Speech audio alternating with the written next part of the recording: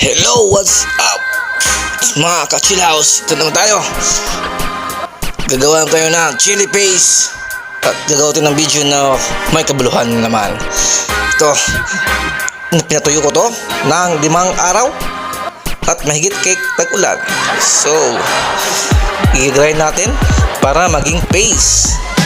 Gilingin natin at ilagay sa malaking lalagyan at haluin upang mahalo lahat ng mga nilagay kong rekado.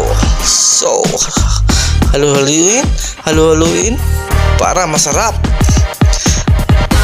maghalo lahat ng mga rekado. Hindi ako nakontento, kumuha ko ng hand mixer para mabilis ang galawan.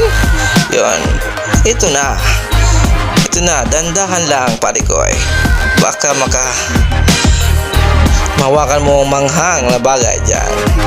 Okay, so yun, napakaganda,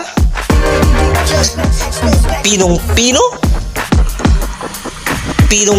pa sa mga gugma ninyo. Yes, yan. Ito na mga aming ginagamit para sa lomi, pang chicken sauce namin. Marami kayong pinagamitan nito.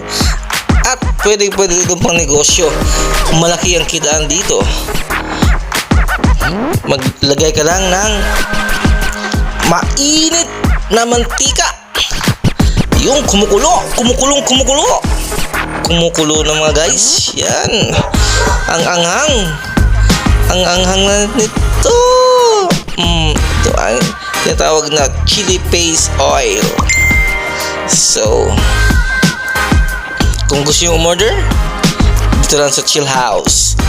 Yan, umusok, napakainit to para maluto ang kanyang sili. Yun, umibabaw ng hindi nagiling.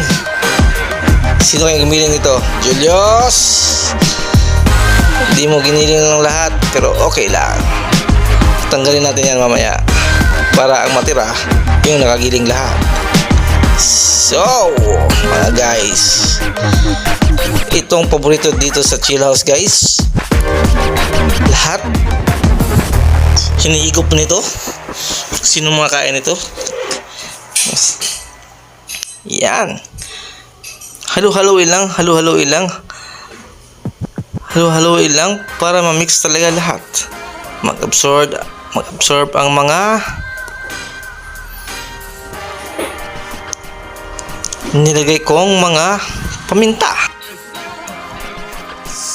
Haluin lang ng haluin.